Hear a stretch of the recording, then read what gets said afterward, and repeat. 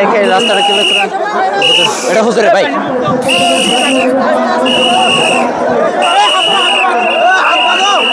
এটা হুজুরের ভাই এই দেখে রাস্তাটা ক্লিয়ার করেন রাস্তা ক্লিয়ার করেন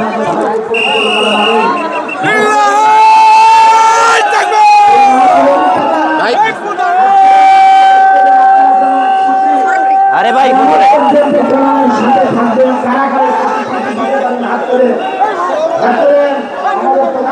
দেখুন সবাই হাত তোলে কোরআনের জন্য যারা এত বড় আমরা ভাই আছেন আমরা তো বলি ভোট চাই ভোটারের দোয়া চাই ইচ্ছা করে আমরা বলতে আমাদের হাতের ভোটার না কিন্তু আমরা তো দোয়া করতে পারবো না এই দোয়াটা আপনারা করবেন আমি ভাইকে আসলে অনুরোধ করছি আপনার পকেট সবাই হাত তোলেন হাতে পকেটে হাত দিয়ে আল্লাহকে সাক্ষী রেখে গাইবান্ধা জেলার সাঘাটা থানার অন্তর্গত বনারপাড়া কাজী আজহার আলী সরকারি মডেল উচ্চ বিদ্যালয় ময়দানে Al Quran model school and cadet Hafizia মাদ্রাসার উদ্যোগে তাফসিরুল কোরআন মাহফিলের স্বনামধন্য সভাপতি ডক্টর মাহফুজুর রহমান আকন্দ রব্বুল আলামিন বলেন ওয়ানি হাকুম বাইনাহুম বিমা আনজালাল্লাহু ওয়ালা তাত্তাবিউ আহওয়াআহুম ওয়াহযারহুম আন ইয়াফতিনুকা আন বা'দি মা আনজালাল্লাহু ইলাইকা। আমাদের এই বাংলাদেশে যত মিলাদের ওয়াজ এবং মরণের ওয়াজ, নামাজের ওয়াজ, এই সমস্ত ওয়াজ যত বেশি হয়েছে, এই ওয়াজটা একেবারেই হয়নি। যেটা বললাম সূরা মায়েদার 49 নম্বর আয়াত, আল্লাহ বলেন ওয়ানি হাকুম বাইনাহুম বিমা আনজালাল্লাহ। হে নবী, আপনাকে আমি আদেশ দিচ্ছি, আপনি মানুষের ভেতরে ন্যায় বিচার করবেন আল্লাহ যেটা নাজিল করেছে ওইটা দিয়ে। আর 54 বছর আমরা স্বাধীন হয়েছি, ইসলামকে যদি আজ অনুরোধের জায়গায় না রেখে আমরা আদেশের জায়গায় নিয়ে যেতে পারতাম, আর এই আয়াত দিয়ে যদি আমরা বিচার ফয়সালা করতে পারতাম, বাংলাদেশ মিনি জান্নাত হয়ে যেত। ওয়ালা তাত্তাবিউ আহওয়াহুম, হে নবী ওদের নফসের অনুসরণ করবেন না, ওদের প্রবৃত্তির অনুসরণ করা যাবে না। ওয়াহদারহুম, তাদের সম্পর্কে সতর্ক থাকবেন। আইয়াফতিনুকা আন বা'দি মা আনজালাল্লাহু ইলাইকা, তারা আপনাকে ফিতনায় ফেলতে চায়, পরীক্ষায় ফেলতে চায়, যেগুলো আল্লাহ পাক নাজিল করেছে সেখান থেকে কিছু মানার মাধ্যমে। যেহেতু তারা 6666টি আয়াতের ভেতরে 918টা আয়াত মানে না, বাকিটা বিশ্বাস করে, মানে কিনা আল্লাহ জানে। আমি আয়াতটা পড়ার পরে বাংলাদেশের সাথে মিলিয়ে দেখেছি, বহু মানুষের সাথে আয়াতটা মিলে যাচ্ছে। এক কাফেরকে ঘোষণা দেওয়ার জন্য আর এক কাফেরের কাছে যদি আমরা ধর্ণা না দিয়ে, দাবি না জানিয়ে, প্রতিবাদ না করে, আমার মনে হয় যদি আমরা যে কলম দিয়ে কাদিয়ানীদের কাফের ঘোষণা করা হবে, লেখা হবে, ওই কলমের মালিক এবার হতে পারি আমরা, নিজেরাই রায় লিখতে পারবো। সুতরাং 8 দল না, শুধু আমি চাই সব দল যেন এবার এক হয়ে যায়। ইসলামের বাক্স এবার একটাই হবে, যারা পুরা কোরআন বিশ্বাস করে। এক কথা বলেন না কেন?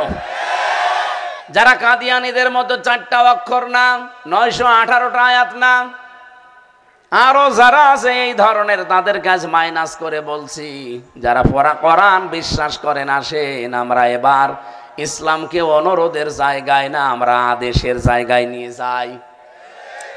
কোরআনের কথাগুলো কি অনুরোধ না আদেশ? বলেন বলেন, কোথায় পেয়েছেন আপনি অনুরোধ করা লাগবে? জি হুজুর, জি হুজুর। আয়াতের পরের শব্দ দেখেন, ফাইন তাবাল্লাহ। এত স্পষ্ট ভাবে বলার পরেও যদি হে নবী কেউ ফিরে যায়, ফাআলাম, আপনি জেনে রাখেন, আন্নামা আন্না বা ইন্নার পরে যদি মা যুক্ত হয় বাংলা অর্থ দাঁড়ায় একমাত্র, কেবলমাত্র, শুধুমাত্র, প্রকৃতপক্ষে, হবেই হবে। এই জন্যে এরকম 33টা অর্থ আছে। আল্লাহ বলেন আপনার কথা শোনার পরে যদি ওরা ফিরে যায়, তবে আপনি ভালোভাবে জেনে রাখেন আন্নামা, একমাত্র, কেবলমাত্র, প্রকৃতপক্ষে আল্লাহ এটা চায়। কি চাই? ইউরিদুল্লাহ, আল্লাহ নিজে চাচ্ছেন, আইয়ুসিবাহুম বিবাদি যুনুবিহিম, তাদের পাপের কিছু শাস্তি আল্লাহ তাদেরকে ভোগ করাবে। ওয়া ইন্না কাসীরাম মিনান নাস লাফাসিকুন, মানুষের ভেতরে অনেক মানুষ এমন আছে যারা ফাসিক, ফুজ্জার। একটা পড়ার পরে আমি আজকে ব্যাখ্যা পড়ছিলাম, আল্লাহ 1500 বছর আগে নাজিল হওয়া, অথচ বাংলাদেশে বহু আলেম নামে জালেম দালালের সাথে মিলে যাচ্ছে। মনে হচ্ছে যে আল্লাহ এই মাত্র এটা নাজিল করলো। আবার তারা দেখেন আল্লাহর বিধানের বাইরে মানুষের তৈরি করা বিধান যারা জমিনে কায়েম করতে চায় তাদের কাছে সম্মান কামনা করছে। আয়াবতাগুনা ইনদাহুমুল ইজ্জাতা ফাইন্নাল ইজ্জাতা লিল্লাহি জামিআ। হরফে ইস্তেফহাম, প্রশ্নবোধক চিহ্ন, ইন্টারোগেটিভ সেন্টেন্স। আল্লাহ প্রশ্ন দিচ্ছেন, পৃথিবীর মানুষেরা তারা কি সম্মান, মর্যাদা, পদ, চেয়ার কামনা করে? আয়াবতাগুনা ইনদাহুমুল ইজ্জাতা, ওই কাফের মুনাফিক ওদের কাছে, অথচ আমি আল্লাহর জন্য সব সম্মান আর মর্যাদা বরাদ্দ করা। আলিল্লাহিল ইজ্জাতু ওয়া লিরাসূলিহি ওয়া লিল মুমিনিনা ওয়ালাকিন্নাল মুনাফিকিনা লা ইয়ালামুন। রব্বুল আলামিন বলেন, ইজ্জত সম্মান আমি আল্লাহর জন্য, আমার রাসূলের জন্য, আর যাদের ঈমান আছে তাদের জন্য, কিন্তু ওই মুনাফিক যারা, তারা বোঝে না। এখানে আমার মনে হচ্ছে আল্লাহ মুনাফিক যারা বোঝে না, কথা বলে অনেক আলেম নামে জালেম যারা দালালি করছে তাদেরকে ইঙ্গিত করেছেন। সূরা আরাফের ভেতরে একটা আয়াত দেখছিলাম, এই আয়াতের সমর্থক ওই যে বালাম বিন বাওরার নাম শোনেননি? এই লোকটাকে আল্লাহ সম্মান দিয়েছিল, মুস্তাজাবুদ দাওয়া বানিয়েছিল, দোয়া করলে কবুল হয়ে যেত। কিন্তু দুনিয়ার স্বার্থে এই লোকটা আমার মুসা নবীর বিরুদ্ধে পর্যন্ত দোয়া করেছিল।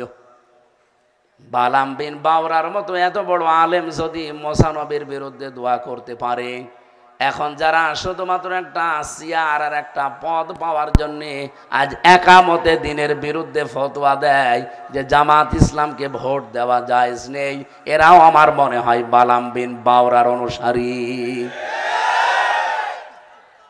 এই জাতির মানুষেরা অলরেডি বুঝে ফেলেছে, এটা ওয়াজে আমি না বললেও হতো, যেহেতু বুঝে ফেলেছেন একটু পরিষ্কার করে দিলাম।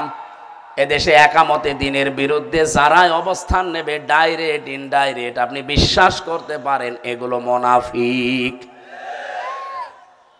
কোরআনে কারীম জানিয়ে ভালো করে শুনেন, মুনাফিক বললাম একটু ছোট হয়ে গেছে, আর একটু উপরের শব্দ আছে। আল্লাহ পাক বলেন, কাবুরু আলাল মুশরিকিনা মা তাদউহুম ইলাইহি।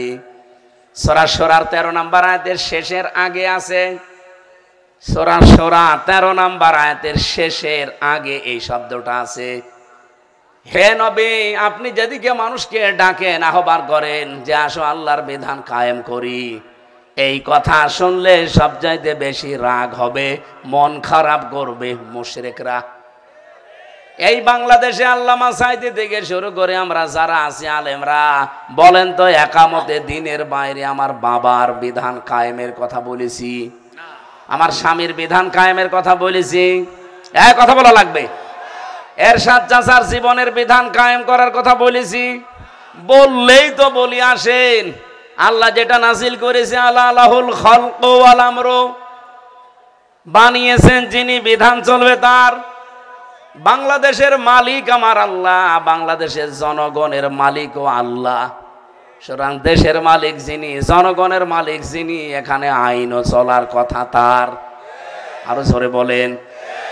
এই কথাটা বলতে গেলেই যাদের কাছে খারাপ লাগে, মন খারাপ হয়, কষ্ট পান, আপনি বিশ্বাস করতে পারেন আপনি মুশরিক। প্রশ্ন আসতে পারে, কয় আমি তো মুশরিক না, তাহলে আল্লাহর কথা কি মিথ্যা? আল্লাহ বলছেন কাবুর আলাল মুশরিকিনা মা তাদউহুম ইলাইহি, আপনি যেদিকে ডাকছেন আল্লাহর বিধান কায়েম করি, এ কথা শুনলে মুশরিকরা মন খারাপ করবে। প্রশ্ন হয় যে আমি তো মুশরিক না, আপনি কি আল্লাহর চাইতে বেশি বোঝেন? বলেন, আপনি হয়তো শিরিক করছেন কিন্তু আপনি টের পাচ্ছেন না। শিরিক না করলে তো আল্লাহ মুশরিক বলার কথা না। যে কোনো ভাবে হয়তো আপনার ভেতরে শিরিক আছে বা হচ্ছে, আপনি খুঁজে বের করেন। যদি শিরিক হয়ে যায় আপনার কাছে মাস্ট বি আল্লাহর দিন কায়েমের কথা শুনলে খারাপ লাগবে। এটা তো আমি বানালাম না, বলেন বলেন। আফা হুকমাল জাহিলিয়াতি ইয়াবগুন ওমান আহসানু মিনাল্লাহি হুকমান লিকাউমি ইউকিনুন। তারা কি জাহেলদের কাছে আইন চায়? জাহিলিয়াতের আইনের দিকে তারা কি ফিরে যেতে চায়? মানুষের তৈরি করা আইনের দিকে ফিরে যেতে চায়। অথচ এই পৃথিবীতে যারা বিশ্বাসী তাদের কাছে সব চাইতে সুন্দর এবং উত্তম হুকুম কার? আরো জোরে বলেন। আরে ভাই, আমরা তো এইটাই চাচ্ছি। আপনি যান চেয়ারে বসেন, কিন্তু এই কথার ঘোষণা দিয়ে যান যে আমরা এই দেশটাকে আল্লাহর বিধান অনুযায়ী চালাতে চাই।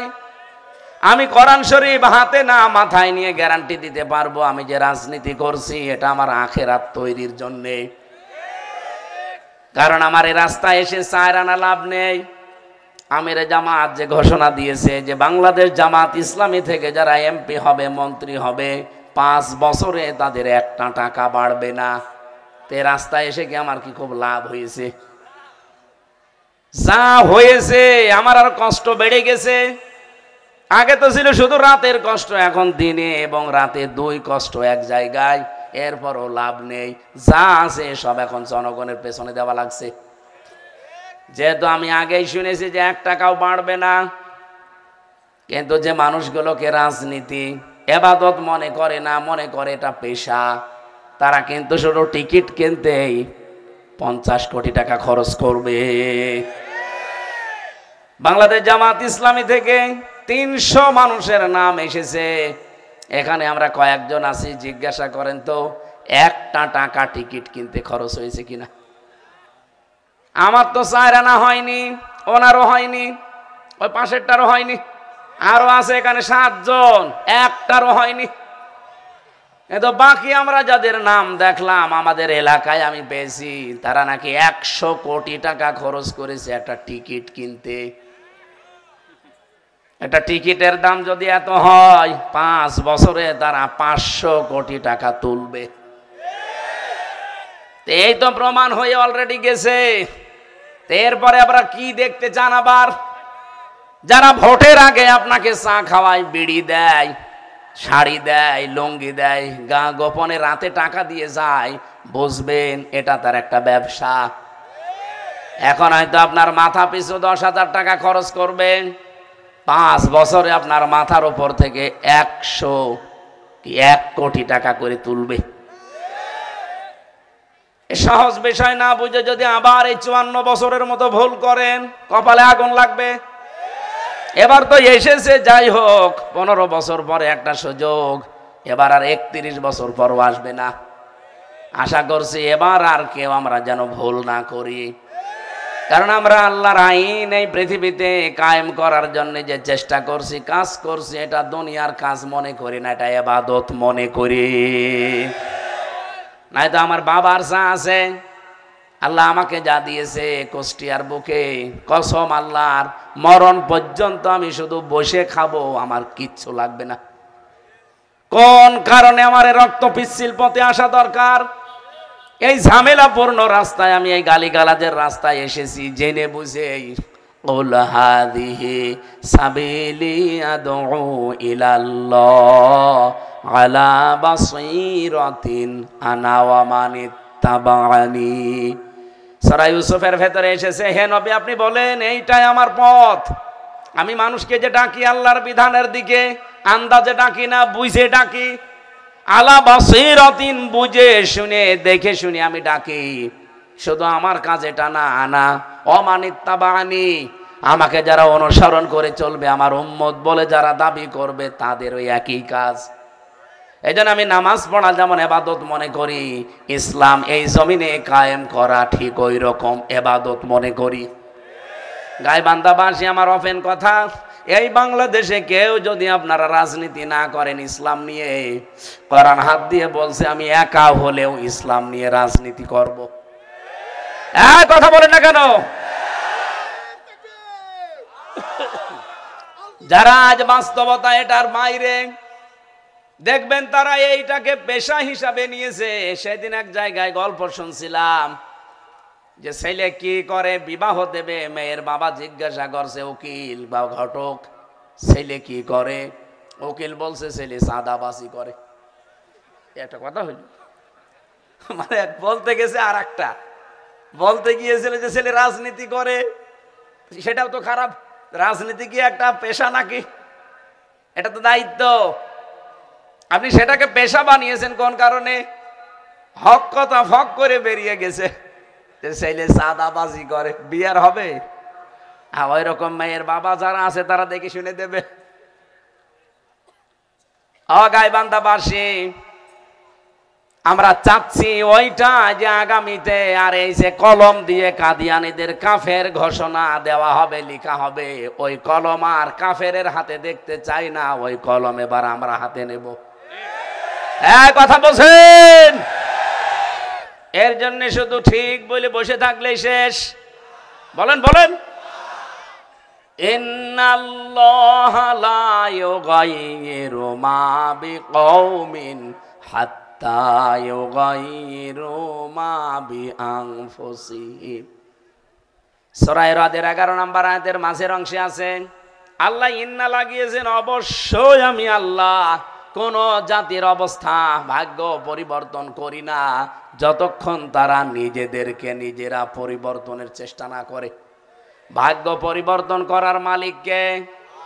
আরো জোরে বলেন। আমাদের নিজেদের অবস্থান পরিবর্তন করার মালিককে? না, হয়নি। হাত্তা ইউগাইয়িরু মা বিআনফুসিহিম, যতক্ষণ আমরা নিজেদেরকে পরিবর্তনের চেষ্টা না করব, তার মানে আমাদের পরিবর্তনের দায়িত্ব আমাদের। কি কথা বলেন না কেন? আমরা যদি না করে শুধু বলি ঠিক, আল্লাহ জীবনও করবে না। আল্লাহ গ্যারান্টি দিয়েছেন, ইন্নাল্লাহা, অবশ্যই আমি আল্লাহ কোন জাতির ভাগ্য পরিবর্তন করি না যতক্ষণ তারা নিজেরা পরিবর্তনের চেষ্টা না করে। সুতরাং এবার চেষ্টা করার সময় এসে গেছে।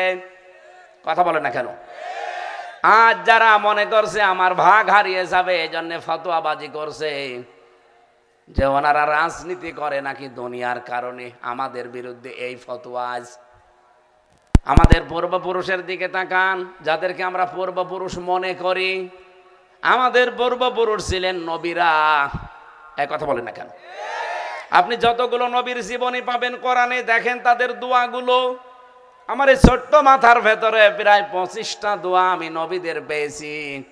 হযরতে ইউসুফ নবী দোয়া করেছিলেন, সূরা ইউসুফের 55 নম্বর আয়াতে পাবেন, ক্বালা রাব্বি ইজআলনি খাযাইনিল আরদি ইন্নী হাফিজুন আলীম।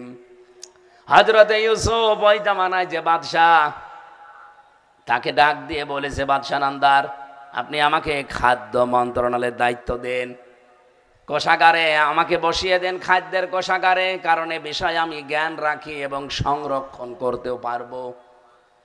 ইউসুফ নবী দোয়া করলেন খাদ্য মন্ত্রী হওয়ার জন্য।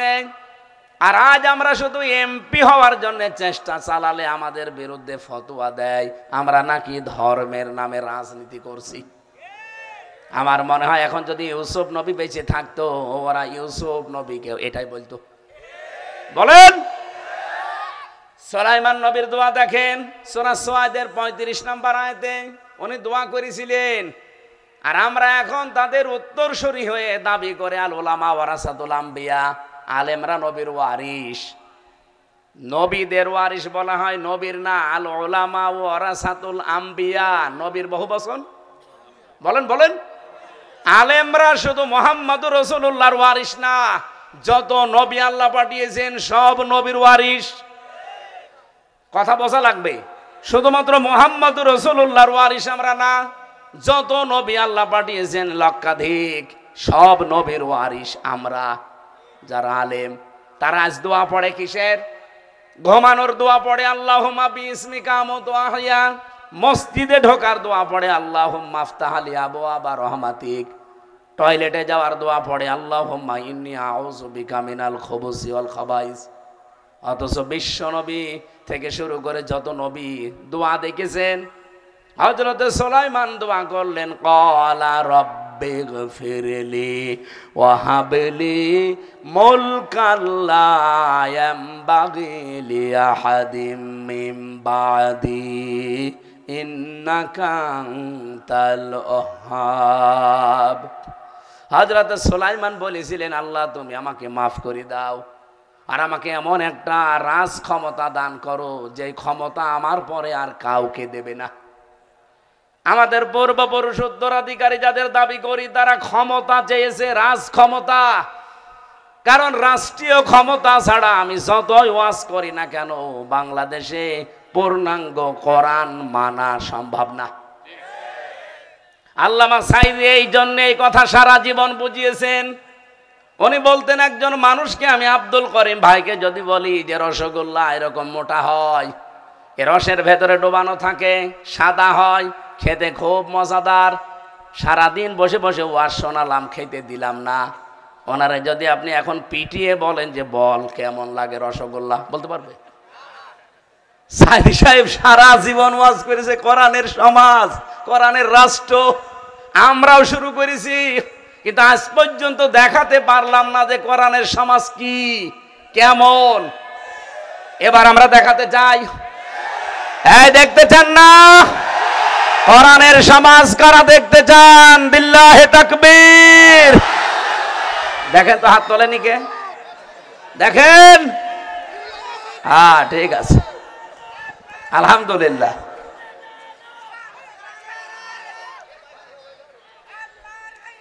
ঠিক আছে মুরব্বী, আলহামদুলিল্লাহ।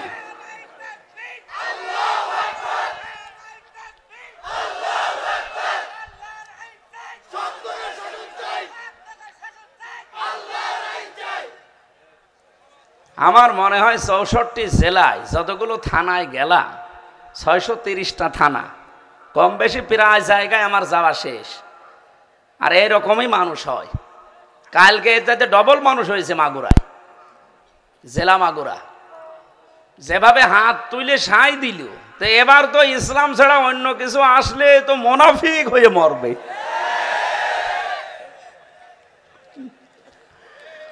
একটা হাদিস পড়ছিলাম, নবীজি বলেন, যেখানে কোরআন নেই, কোরআনের বিধান চলে না, কোন মানুষ যদি সেখানে যায়, আদাল্লাহুল্লাহ, আদাল্লাহ ইউদিল্লু বাবে ইফআল থেকে এসেছে।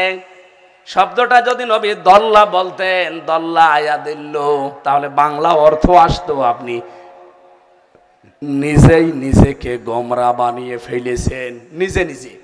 কিন্তু আদাল্লাহ এর ফাইল, আদাল্লাহ ইউদিল্লু বাবে ইফআল থেকে আসার কারণে বাংলা অর্থ দাঁড়িয়েছে। আপনার মন হয়তো ভালো ছিল, আপনিও ভালো মনে করে গিয়েছিলেন, কিন্তু যেই দলে কোরআন নেই, কোরআনের কর্মসূচি নেই, আপনি যদি ভালো হওয়ার নিয়ে তো ওই দলে থাকেন, ওই দল করেন, ওখানে সাপোর্ট দেন, আল্লাহর নবী বলেন আল্লাহ নিজে তখন দায়িত্ব নিয়ে আপনাকে গোমরা বানিয়ে দেয়। এর বাস্তব প্রমাণ বাংলাদেশে অনেকের মুখ ফসকে কিন্তু বেরিয়ে যায়, দেখবেন মাঝে মাঝে। তারা হয়তো ওটা বলতে চায় না, কিন্তু আল্লাহ বের করে দেয়। কেন বের করে দেয়?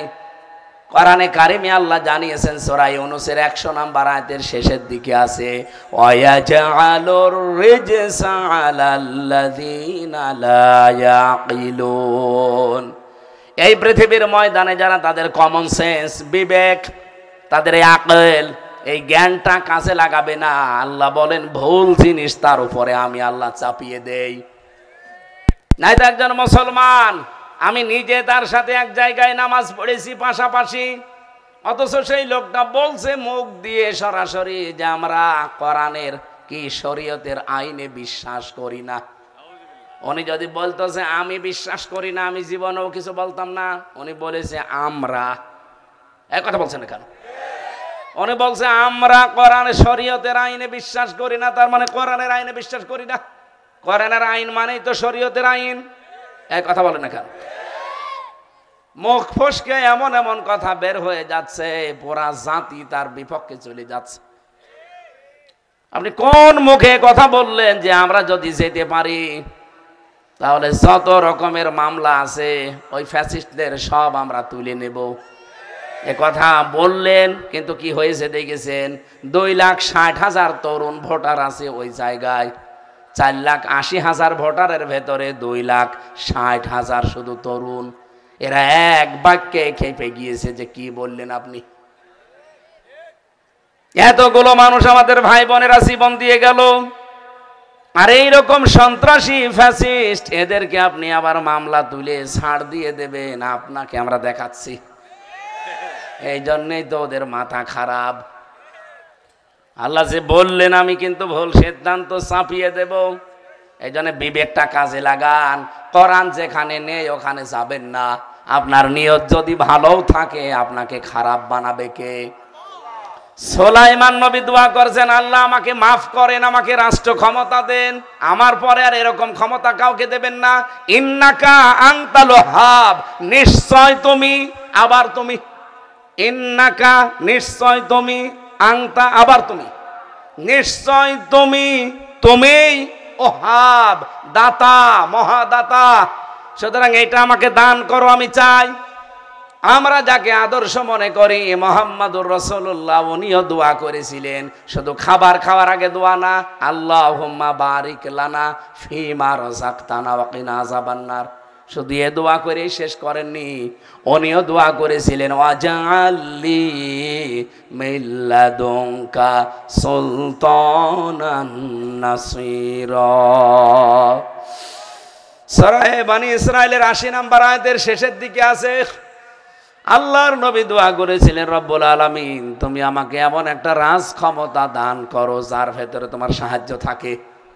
আমরা নবীদের শেখানো দোয়া এখন পড়ছি, আর আশা করছি আমাদের এই দোয়া কবুল হবে।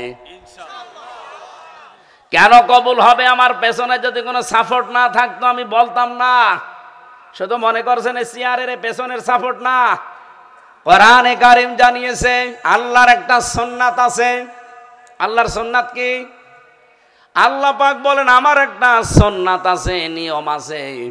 আমি দেখি জমিনে যারা জুলুম, অত্যাচার, নির্যাতনের শিকার বেশি হয়, আমি আল্লাহর সুন্নাত হচ্ছে জমিনে তাদেরকে আমি নেতা বানিয়ে দেই। এই সুন্নাত কার? কোথায় আছে? সূরা কাসাস 5 নম্বর আয়াতে আছে, ওয়া নুরিদু আন নামুন্না আলাল্লাযীনা ইসতাদঈফু ফিল আরদ ওয়া নাজআলাহুম আইম্মাতান। আল্লাহ পাক বলেন আমি আল্লাহ একটা ইচ্ছা করলাম, আমি অনুগ্রহ করব, দয়া করব, মনন করব। কি মনন? জমিনের উপরে ফেরাউন যাদেরকে দুর্বল করে রেখেছিল তাদেরকে জমিনের নেতা বানাবো। আল্লাহকে আয়াত পৃথিবীতে দেখিয়েছে না দেখান নাই? মুসা নবীকে আল্লাহ ক্ষমতা দেয়নি? এই কথা বলেন না কেন? বলেন বলুন। এটা যদি শুধু মুসা নবীর জন্যই শেষ তাহলে আয়াত কোরআন আল্লাহ দিত না। ওয়ানাজালাহুম, বহু বচন এটা জমির। কিয়ামত পর্যন্ত যদি মুসা নবীর উম্মতের মতো কেউ জুলুম, অত্যাচার, নির্যাতনের শিকার হয়, বাড়ি থাকতে পারে না, ঘরে থাকতে পারে না, পালিয়ে বেড়ায়, মুসা নবীর উম্মতের উপরে যা নেমে এসেছিল আমরা মনে হচ্ছে এই 15.5 বছরে ঠিক ওইটাই পার করেছি। এখানে বহু মানুষ পাবেন যারা 15 বছর স্ত্রীর কাছে যেতে পারে নাই, 15 বছর সন্তানের মুখ দেখতে পারে নাই। আমি নিজেও ভিকটিম, 3 বছর আমার মেয়েটাকে আমি দেখতে পারি নাই। কত রাত যে আমি বিভিন্ন জায়গায় কাটিয়েছি তা আল্লাহ জানে আর আমরা জানি। এই জুলুম, অত্যাচার, নির্যাতনের ফেরেশতি পড়লে আমি মুসা নবীর এই জামানার সাথে মিলিয়ে যাই। আল্লাহ বলেন আমার সুন্নাতি হচ্ছে ওয়ানাজালাহুম আইম্মাতান, তাদেরকে আমি জমিনের নেতা বানিয়ে দেই। এর প্রমাণ ডাকসু। জাকসু, চাকসু, রাকসু। দেখেন যেখানে আল্লাহর নাম পর্যন্ত উচ্চারণ করা কঠিন ছিল। আপনি কি জাহাঙ্গীরনগরের খবর জানেন? আমাদের বড় ভাইরা বলছিল যে সেখানে আমরা টয়লেটের ভেতরে ইশারায় পর্যন্ত নামাজ পড়েছি। অথচ আল্লাহ পাক এখন সেখানে ইসলামের হাতে নেতৃত্ব দিয়ে দিয়েছেন। সেখানকার নেতা এখন ইসলাম পন্থীরা। কথা বলে না কেন? তাহলে আল্লাহর প্রথম কথা অলরেডি মিলে গেছে। 2 নম্বরে অনাজালাহুমুল ওয়ারিসিন, জমিনের উত্তরাধিকারী আমি আল্লাহ তাদের বানিয়ে দেব, ওয়ারিস বানাবো। আল্লাহ মনে হচ্ছে সেই সিস্টেমে চলে এসেছে। আপনি দেখতে পাচ্ছেন দেশীয় এবং আন্তর্জাতিক যত ষড়যন্ত্র সব কিন্তু বাংলাদেশ পন্থী যারা, এরা মোকাবেলা অলরেডি করে ফেলেছে। আপনি যদি পরশুদিন যদি 32 নাম্বার আবার ভেঙে 33 নাম্বার করে ফেলতেন, আন্তর্জাতিকভাবে দাদা বাবুরা মানুষকে বলতো যে দেখেন এদের বাড়িঘর পর্যন্ত মিশিয়ে দিয়েছে। এই জন্যেই ডক্টর মোহাম্মদ ইউনুস, 2 নবীর নাম না, মোহাম্মদ আর ইউনুস, কায়দা করে যেভাবেই হোক বাড়িটা এখনো হালকা পাতলা আছে, পরে ভাঙবেন অসুবিধা নেই, কিন্তু এখন থাক। দেশি এবং বিদেশি চক্রান্ত সবচাইতে বেশি চালাচ্ছে আমাদের প্রতিবেশী দাদারা। ওরা এখন বলছে যে সবচাইতে বড় শত্রু আগে মনে করতাম পাকিস্তানকে, এখন সবচাইতে বড় শত্রু হয়ে গেল আমাদের এই বাংলাদেশ। কারণ বাংলাদেশ এখন ওদের ওই পুরাতন মুসলমান ভাইয়ের সাথে মিল করে ফেলেছে। এই দেশকে এখন কোনো আঘাত করবে দাদা মোদি, ওর ধুতি খুলে যাবে। বাস্তবতা বোঝেন আপনি? ওদিকে আছে পাকিস্তান আর ওকে কন্ট্রোল করছে ওদিকে সেই সাদা চামড়া ডোনাল্ড ট্রাম্প। ও জাতে মাতাল হলেও তাহলে ঠিক আছে, কিচ্ছু যদি করে ওখান থেকে এমন চাপ দেবে, এমনি শুল্ক মুক্ত কি চাপ দিয়েছে। দাদার ধুতি অলরেডি খুলে যাচ্ছে। আর এর ওপরেও যদি ওর একেবারে বিয়ে করা না হলেও অন্তত অঘোষিত বউ, তার রায় দেওয়ার পরে মাথা খারাপ হয়ে গেছে, ফেলতেও পারে না, গিলতেও পারে না। আজকে ওনার ছেলে জয় একটা স্ট্যাটাস দিয়েছে, সত্য কিনা আমি জানি না, এটা উদ্ঘাটন করছি দেখলাম। বলছে আমার মা যদি মারাও যায় অন্তত ভারত সরকারকে বলবো মাকে যেন বাংলাদেশে ফেরত পাঠাবেন না, কারণ মরা তা ওরা আবার ফাঁসি দেবে। কেউ জানে যে কি রাগ বাংলাদেশের মানুষের, কি করেছে 16 বছর। আমার নিজেরটাই মাঝে মাঝে মনে হলে আমার মনে হয় যেমন সামনাসামনি কোনো দিন পাই আমি ছিঁড়ে ফেলবো, সে যে বয়সের মহিলাই হোক, যদিও আপনাদের পুত্রবধূ রংপুর বিভাগের হোক। কারণ আমি আমার নিজেরটা তো টের পেয়েছি। এমন কাজ নেই যা আমার সাথে করে না। আমার চুল থেকে পাথার তালু পর্যন্ত, মাথার চুল থেকে পায়ের তালু পর্যন্ত 1 ইঞ্চি জায়গা বাকি রাখে নাই শয়তানরা। যেভাবে টর্চার করা যায় ওইভাবেই করিস। আমি যে অসুস্থ, মাঝে মাঝে যে সমস্যা হয় এই কারণে ধকল এখনো যায়নি। ফাঁসির ওই কন্ডেম সেলের ভেতরে 24 ঘন্টা চোখ বন্ধ করে থাকা, ওই সময়ের কথা এখন মনে হলে মাঝে মাঝে মনে হয় আল্লাহ হাসিনাকে অন্তত ফাঁসির কন্ডেম সেলে কিছুদিন রাখার পরে তারপরে মরণ দিও। আমি এমনি ছাড়তে চাই না ওরে, আমার মতো অন্তত 3 বছর না হলেও 3 দিন থাক, দেখ ঠেলা কেমন লাগে। ফাঁসির আসামি যেখানে মোবাইলে 7 দিন পরে বাড়িতে খবর নিতে পারে যে কি অবস্থা বাড়ির, আর আমরা 3 বছরে 1 সেকেন্ডও কথা বলতে পারি নাই।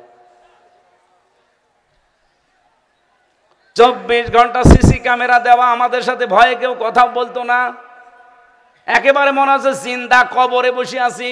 এদিকে 3.5 হাত, এদিকে 2.5 হাত,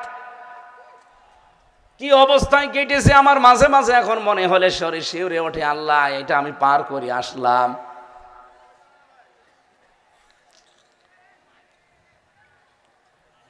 ও গাইবান্ধাবাসী, নবীদের দোয়া যেহেতু আমরা করেছি, আল্লাহ কবুলও করছে, একটার পরে একটা আমরা দেখতে পাচ্ছি। আপনি বিশ্বাস করে নিতে পারেন আগামীর বাংলাদেশ আল্লাহ ইসলামের হাতে তুলে দেবে। কোনো টেনশন নেই, কোনো ভয় নেই।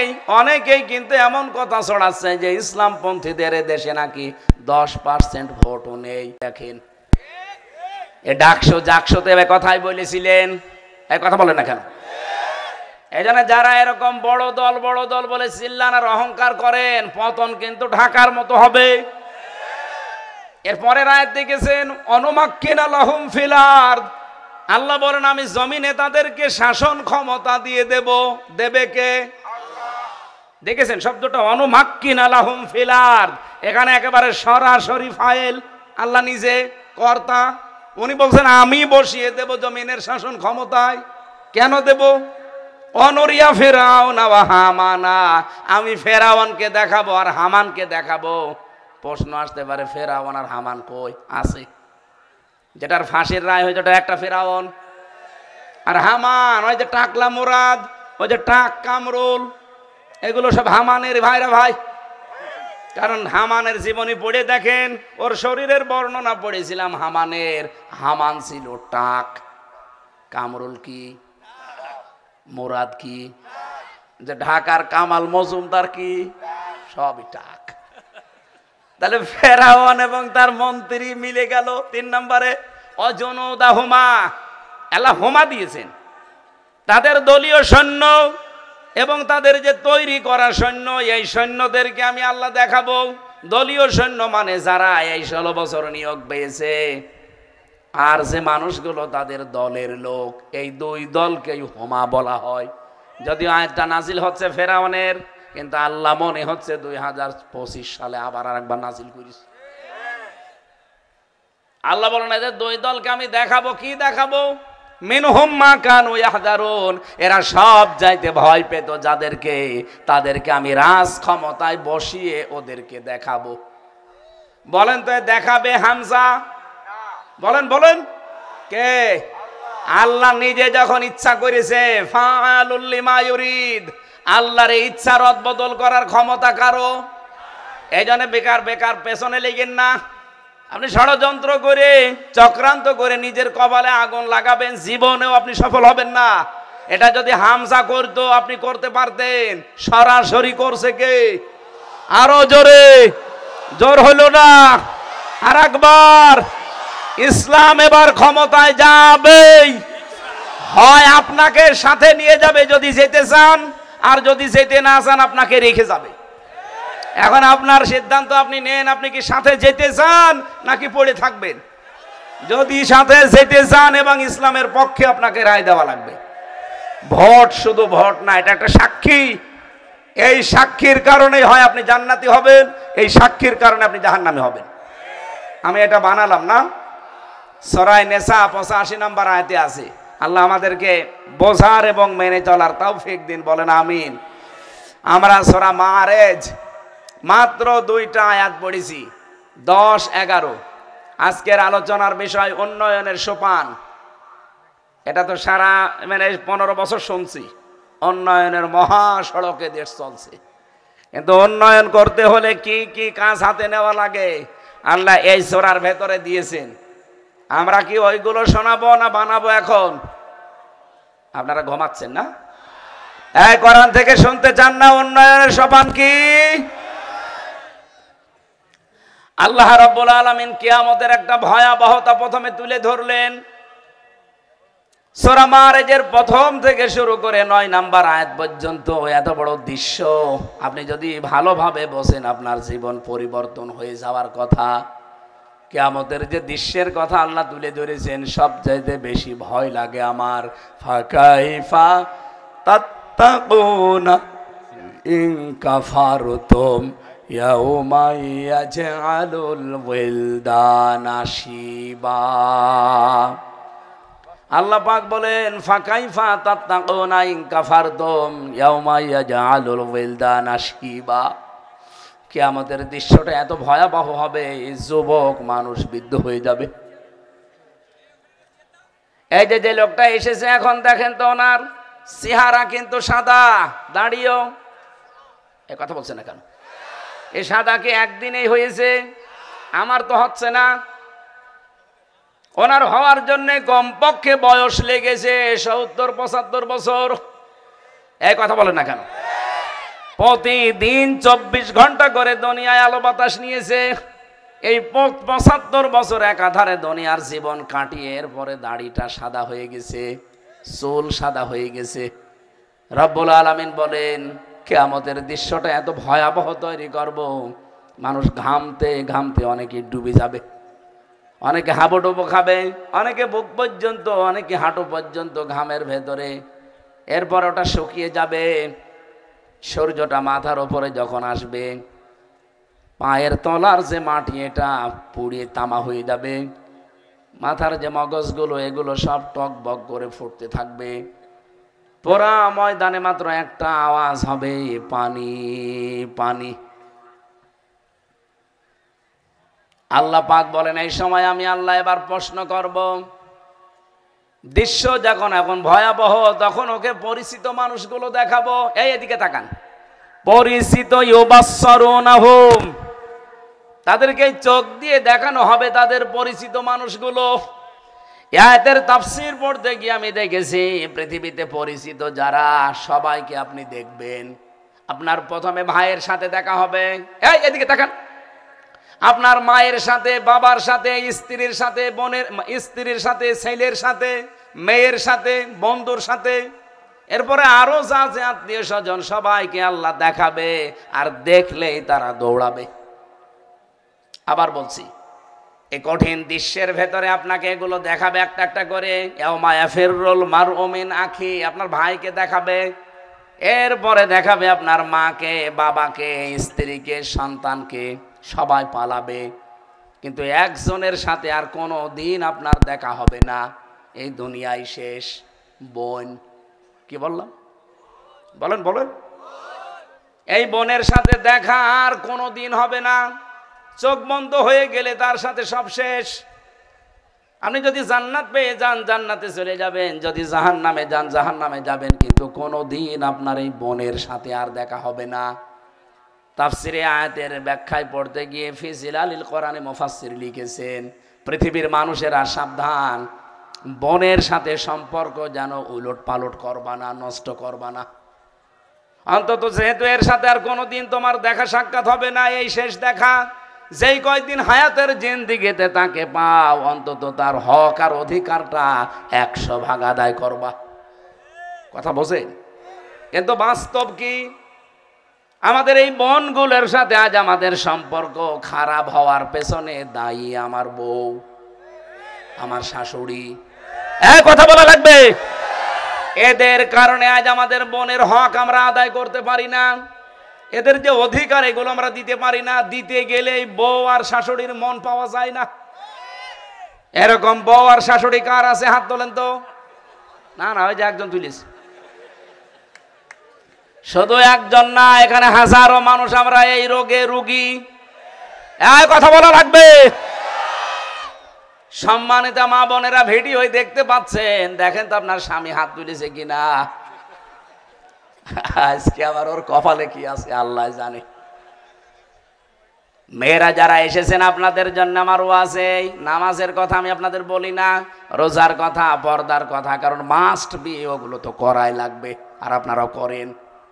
মনে করে নামাজ পড়ে রোজা রেখে কালো বোরকা পরে আমি জান্নাত পেয়ে যাব। কে বলিস আপনাকে?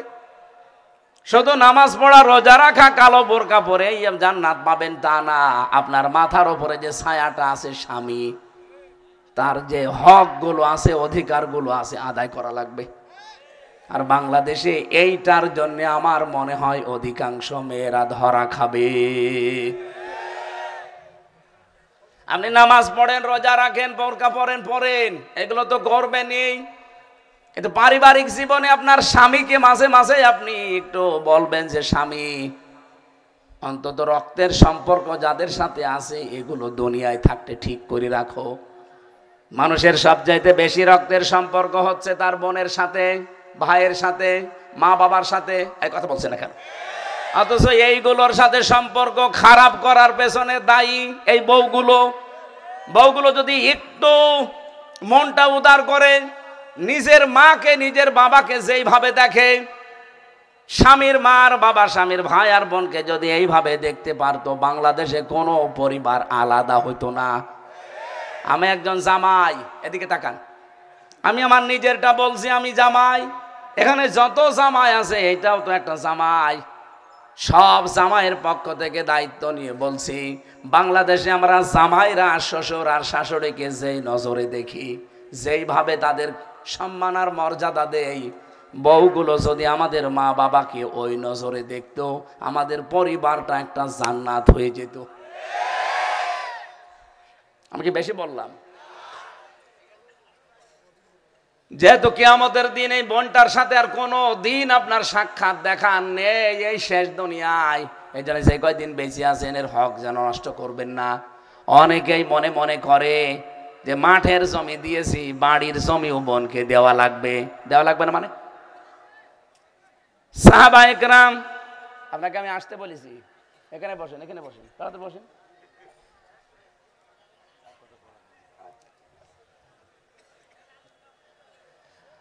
ও গাইবান্ধাবাসী, যেই মানুষটার সাথে যেহেতু নবীজি বলেন সাহাবায়ে কেরামের আদর্শগুলো দেখো, তারা মাঠের জমি বাড়ির জমি তো দিয়েছে, বাড়িতে যে খাবার খাওয়ার প্লেট, পানি খাওয়ার গ্লাস, এইটা পর্যন্ত তারা ভাগ করে দিত। আরো শুধু মাঠের কিছু জমি হালকা পাতলা দিয়ে বলে বাড়ির জমি দেওয়া লাগবে, সবইও নিয়ে যাবে। তো আর কি কোনোদিন আসবে না? আসবে না মানে ওর নিজের হক ওকে দেবেন না? আপনার বাবা আপনারে জন্ম দিয়েছে আর ওইটাকে ডাউনলোড করে নিয়ে এসেছে। আশা করছি এই ভুল কাজ করা যাবে না ভাই। কিয়ামতের এই কঠিন দিনে যেহেতু আপনার বন্ধু প্রথমে আপনার ভাই, ওয়ালা ইয়াসআলু হামিমুন হামিমা, আপনার বন্ধু পর্যন্ত আপনাকে প্রশ্ন করার সুযোগ দেবে না। আল্লাহ কেন হামিমুন দিলেন? তাফসীর করতে গিয়ে দেখেছি হামিম এটা বন্ধুর আরবি। এরকম 33টা আরবি আমি পেয়েছি বন্ধু। হামিম মানে বন্ধু, জার মানে বন্ধু, রফিক মানে বন্ধু, হাবিব মানে বন্ধু, খলিল মানে বন্ধু, তরিক মানে বন্ধু, আতিক মানে বন্ধু, সাদিক মানে বন্ধু, আমিন মানে বন্ধু। 33টা বন্ধুর আরবি পেলাম। কিন্তু এই হামিম শব্দটা আল্লাহ কেন লাগালেন? হামিম বলা হয় অন্তরঙ্গ বন্ধুকে। এত অন্তরঙ্গ বন্ধু যে 10 বছর পরে আপনার সাথে দেখা হয়েছে, বলেন তো তারে আপনি যত ব্যস্তই হোক বাড়ি না নিয়ে ছাড়বেন? আসলে আল্লাহ বলেন এই অন্তরঙ্গ বন্ধু কিয়ামতের দিন দেখা হবে ঠিক, কিন্তু পরিচয় দেবে না, জিজ্ঞাসাও করবে না যে বন্ধু কেমন আছেন। ওয়ালা ইয়াসআলু হামিমুন হামিমা ইউবাসসিরুনহুম ইয়াওয়াদ্দুল মুজরিমু লাউ ইয়াফতাদি মিন আযাবি ইয়াউমিযিন বিবানি। আল্লাহ বলেন লোকটা কিয়ামতের দিন মুক্তি পাওয়ার জন্য ফিদিয়া দেবে, জরিমানা দেবে। মুক্তিপণ হিসাবে সে তার নিজের সন্তানকে আমাকে বলবে নেন, সন্তানকে পর্যন্ত এগিয়ে দেবে, বলবে আল্লাহ এইটা নিয়ে আমারে মুক্তি দেন। আয়াতটা আমি জেলখানায় তাফসীর করেছিলাম। ফিজিলালিল কোরআনটা ওই সময় সাথে ছিল। মাঝে মাঝে আয়াতটা নিয়ে ভাবতাম আল্লাহ এই কথা ঠিক আছে, 100 ভাগ আমি বিশ্বাস করি, কিন্তু বাস্তবে তো আমার সাথে মিলছে না। তুমি যে বললে যে সন্তানকে পর্যন্ত আমার কাছে এগিয়ে দেবে, আমি ওই সময় আমার মেয়ে ছোট্ট যেটা 7 মাস রেখে গিয়েছিলাম, বের হয়ে দেখলাম তার 4 বছর। এই ফারিহা জান্নাতের দিকে আমার মাঝে মাঝে নজর পড়তো। আল্লাহ কি মহব্বত তার উপরে তুমি তৈরি করে দিয়েছো। আমার মনে হয় দুনিয়া একদিকে, আমার ফারিহা জান্নাত একদিকে। অথচ তারেও নাকি কিয়ামতে তোমার সামনে দিয়ে বলবো যে এইটাও নেন, আমারে বাঁচান, এটা তো আমার কাছে মিলছে না। আল্লাহ বলেন যে হ্যাঁ তুই দিতে চাইবি, ফারিহাকে পর্যন্ত বলবি আল্লাহ এইটাও নেন।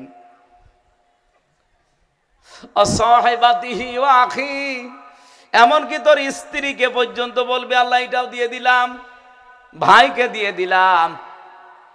আমি রিমান্ডের 10তম দিনে দেখেছি ওরা আমাকে যখন টাঙিয়ে রেখেছিল 10-11 ঘন্টা, বললাম না মাথার চুল থেকে পায়ের তালু পর্যন্ত 1 ইঞ্চি জায়গা বাকি নেই, টর্চার এমন কায়দায় করেছে। মাঝে মাঝে ভাবতাম একটা দিন মনে হয় 1 বছরের মতো যাচ্ছে। ওরে বলতাম যে ভাই আপনারা যা করবেন আমারে হয় জেলে দিয়ে দেন, এই রিমান্ডের নামে এত টর্চার আমার আর সহ্য হয় না। 10তম দিনে আমারে বলছে আজকে আপনার শেষ দিন, এরপরে আবার আর একটা মামলা দিয়ে ফের 10 দিন রিমান্ড নেব। ওই আয়না ঘরের ভেতরে মাটির নিচে কোনো আওয়াজও উপরে আসে না, যতই কান্নাকাটি করি। শেষ পর্যায়ে আমারে ওই মাটির নিচে বলেছিল, আজকে যদি কথা না শোনেন, কালকে যদি ম্যাজিস্ট্রেটের সামনে এই কথাগুলো যে না বলেন, তাহলে তোমার বউ তুলে নিয়ে আসবো। আমি ওই দিন রাজি হইনি, কারণ ওদের চরিত্র তো ভালো না।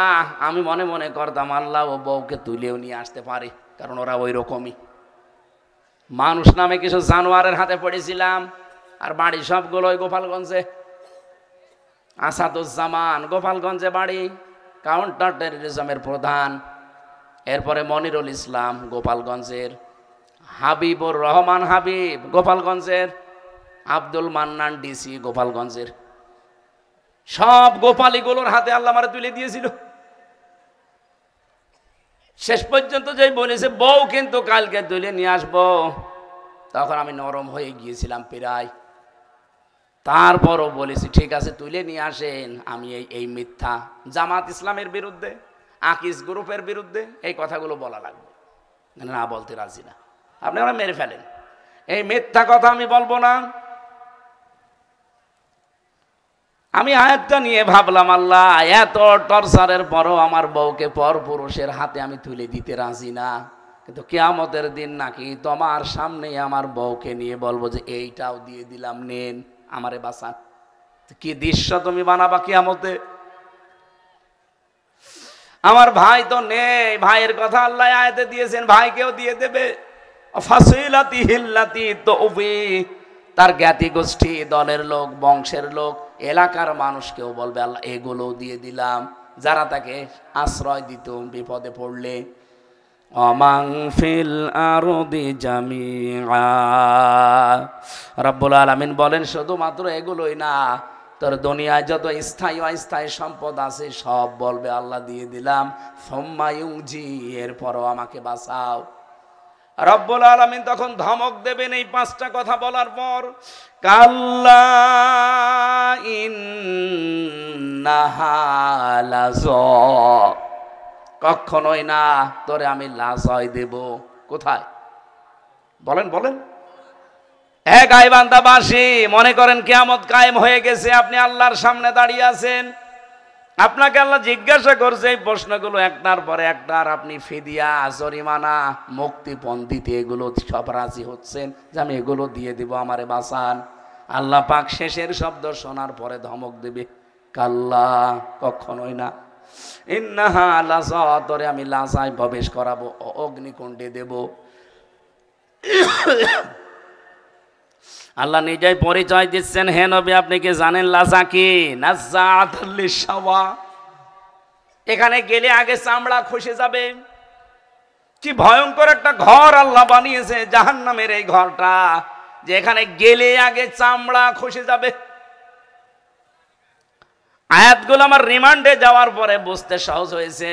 এই যে নাযাআতাল লিশাওয়া, চামড়া এবং নখ একবারে খসে পড়ে যাবে।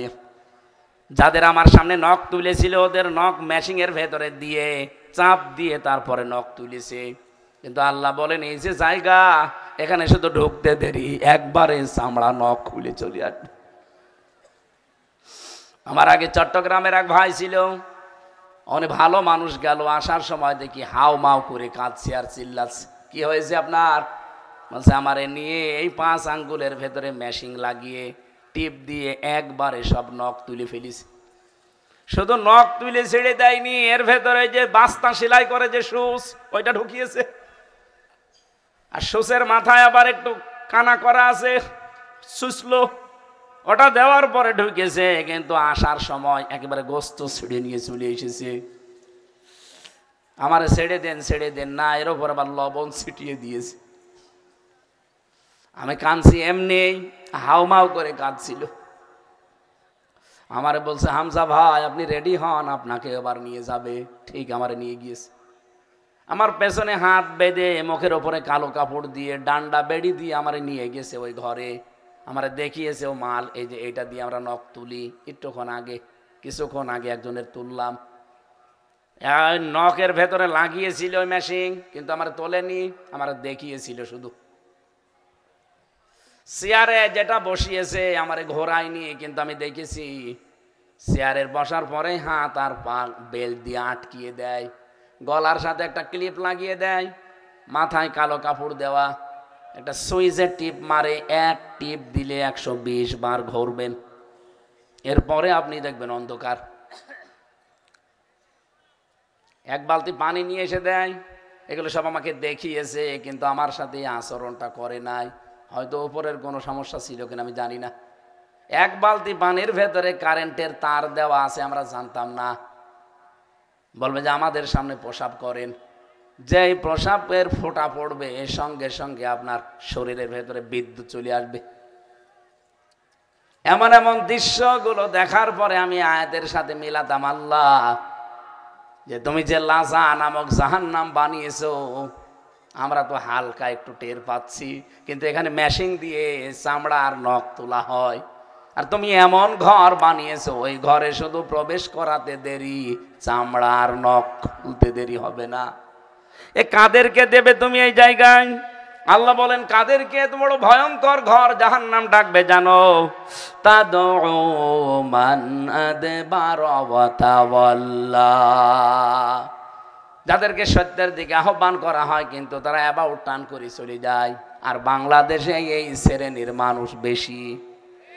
কত কায়দায় বোঝানো হয়, এরপরেও বিভিন্ন শ্রোতানাতা মনে করে ওরা পেছনে অ্যাবাউট টার্ন করে চলে যাচ্ছে। আমাদের নামে হয়তো আপনি ট্যাগ লাগিয়ে দিয়েছেন যে হুজুর আসলে রাজনীতি করে, এ ধান্দাবাজি, এ দুনিয়ার কথা বলে। আপনাকে সত্যের দিকে আহ্বান করার পরও যদি রাজনীতি মনে করে পেছন দিকে চলে যান, আপনি রেডি হয়ে থাকেন, আপনাকে আল্লাহ লাজায় দেবে। এটা যদি মিথ্যা হয়, কোরআন শরীফ মারেজ 18 নম্বর আয়াত, রব্বুল আলামিন বলেন ওয়া জামা ফাআওয়া, 2 নম্বরে দুনিয়ায় যারা মাল সম্পদ জমা করে আর বারবার এগুলো কি করে সংরক্ষণ করা যায় চেষ্টা করে। প্রশ্ন আসতে পারে মাল মানে টাকা পয়সা? না, মালের 5টা অর্থ আমি তাফসিরে পেয়েছি। এদিকে তাকান। মাল মানে একদিকে টাকা পয়সা অর্থ সম্পদ, 2 নম্বরে মাল মানে অস্ত্র শস্ত্র, 3 নম্বরে মাল মানে লোকবল জনবল, 4 নম্বরে মাল মানে রাষ্ট্রীয় চেয়ার, 5 নম্বরে মাল মানে শক্তি সমর্থ। কয়টা বললাম? এই 5টা জিনিস যারা জমা করে আর মনে মনে করে এইটা আমাকে স্থায়ী করে রাখবে, আল্লাযী ইয়াহসাবু আন্না মালাহু আখলাদা, এই মাল জমা করে আর মনে মনে করে আমার এগুলো চিরস্থায়ী করে রাখবে, এগুলো আমার কাছে স্থায়ী থেকে যাবে। মাল মানে কি শুধু টাকা পয়সা? বলেন। মাল মানে রাষ্ট্রীয় চেয়ার হতে পারে। এইটা আজ দখল করার জন্য যারা পাগল হয়ে গেছেন, মনে করছেন এটা আমাকে অমর করে রাখবে। বৈধ নেই অবৈধ নেই, চেয়ার হলেই হবে না, আপনাকে অমর করে রাখবে না। রাখলে তাহলে আবু লাহাবকে অমর করে রাখতো। কথা বলেন না কেন? কারণকে অমর করে রাখতো তার সম্পদ, লোকবল জনবল। আর যারা ঠিক করছেন, অস্ত্র শস্ত্র যারা জমা করছেন, একটাও আপনাকে স্থায়ী করে রাখতে পারবে না। এগুলো জমা করার দ্বারা আর এগুলো সংরক্ষণ করার দ্বারা আপনি আরো লাজার উপযুক্ত হবেন। উন্নয়নের সোপান নিতে হলে, উন্নয়নের মহাসড়কে চলতে হলে মহান আল্লাহ এবার কিছু কর্মসূচি হাতে দিয়েছেন। এইগুলো যদি আমরা নিতে পারি, রব্বুল আলামিন বলেন ইন্নাল ইনসানা খুলিকা হালুআ ইযা মাসসাহুশ শাররু জাযুআ ওয়া ইযা মাসসাহুল খায়রু মানুআ। অবশ্যই মানুষকে আমি বানিয়েছি অস্থির চিত্ত দিয়ে, সব সময় মানুষ ব্যস্ত। একে ভালো কিছু যদি তার কাছে কোনো নিয়ামত যায়, তখন এই লোকটা কৃপণ হয়ে যায়। আর যদি কোনো বিপদ আপদ তার কাছে যায়, স্পর্শ করে, সে হায় হতাশ করে, পাগল হয়ে যায়। এই সমস্ত স্বভাবগুলো পৃথিবীর এমন কোনো মানুষ নেই যার ভেতরে আল্লাহ দেয়নি। সব মানুষের ভেতরে আছে, কিন্তু ইল্লাল মুসাল্লিন, দুনিয়ায় যারা মুসল্লি তাদের ভেতরে এই গুণগুলো আপনি পাবেন না। আমি কাছ থেকে মুসল্লি দেখেছিলাম, আমির জামাত ডাক্তার শফিকুর রহমান, উনি যেহেতু মুসল্লি, এই গুণগুলো ওনার ভেতরে আমি পাইনি। আমার সাথেই ছিল প্রথম 4 দিন। ওনার ভেতরে কোনো টেনশন নেই, কোনো চিন্তা নেই, অথচ ছেলে জেলখানায়, স্ত্রী অসুস্থ, দলীয় লোকজনগুলো সব পালিয়ে বেড়াচ্ছে, কেউ ছেলে হাজার লক্ষ মামলা নিয়ে, অথচ ওনার ভেতরে কোনো টেনশন নেই। আমি ওনারা বলেছিলাম যে স্যার, ওনার কিছু চিনতাম না, এর আগে আমি জীবনে সরাসরি দেখিও নাই, ওই দিনই আমার সাথে দেখা। বললাম যে স্যার, এখানে একটা কায়দা আছে, যদি কোনো কারারক্ষীকে সিগারেট দেওয়া যায় তে মোবাইল এই নিয়ে দেয় চুরি করে, কিন্তু ধরা পড়লে আবার বেড়ি পরিয়ে দেবে। ওনার তো মান শান আমি জানি না, মনে করছে উনি ডাক্তার মানে ডাক্তারই। পরবর্তীতে আমারে বলছে, মাওলানা তোমারও জীবনে আমি দেখিনি, এই প্রথম দেখলাম। আমি মোবাইল কি করব? আমি বললাম আপনার ছেলে না ওই যে পাশের ওই বিল্ডিংয়ে আছে? বলছে হ্যাঁ জানি। আপনার স্ত্রী শুনেছি আমরা সংবাদে, পত্রিকায় আসে যে আপনার স্ত্রী নাকি অসুস্থ। বলছে জানি। আপনার দলীয় লোকজন সব পালিয়ে বেড়াচ্ছে, কত মানুষ জেলখানায় আছে, একটু বাইরে কি অবস্থা খোঁজ নেবেন না? আমার ওই দিন বলেছিল, মাওলানা যাদেরকে বাইরে রেখে এসেছি সব আমার আল্লাহ দেখতেছে। এই কথা এই পজিশনে দাঁড়িয়ে বলা অত সহজ না। কত বড় বড় বুজুর্গদের সাথে ছিলাম, এ বুজুর্গদের মুখে কথা পাইনি। ইল্লাল মুসাল্লিনের ভেতরে কোনো হাই হতাশ পাবেন না, কোনো অস্থির চিত্ত পাবেন না, কোনো কৃপণতা পাবেন না। আল্লাযীনা হুম আন সালাতিহিম দাইমুন, যারা তাদের সালাতে নামাজে নিয়মিত। এখন এই সালাতে নিয়মিত হলে আপনার ভেতরে কি কি পয়দা হবে? এখানে 27টা গুণ আছে। যারা দাইমুন নিয়মিত নামাজ পড়বে তাদের 27টা গুণ আপনি দেখতে পাবেন। 1 নম্বরে তারা নামাজের শিক্ষা জীবনে বাস্তবায়ন করবে। নামাজের 27টা শিক্ষা আছে। 1 নম্বরের শিক্ষা হচ্ছে, এই যে নামাজে আমরা যারা ইমাম নেই, ইমামতি করতে যাকে দেই, বলেন তো মাথা থেকে পা পর্যন্ত দেখা হয় কিনা? কথা বলেন না কেন? এমনকি তার বাড়ি পর্যন্ত খোঁজ নেওয়া হয় যে তার বউ, মা, মেয়ে, তার বউ বোন পর্দায় থাকে কিনা, তার রুজি হালাল কিনা। এতগুলো বিষয় যখন একটা মানুষ ইমামতি করবে, নামাজ পড়াবে, আপনি দেখেন, তাহলে নামাজের এই শিক্ষাটা ব্যক্তি, পরিবার, সমাজ, রাষ্ট্রে নিয়ে আসা লাগবে।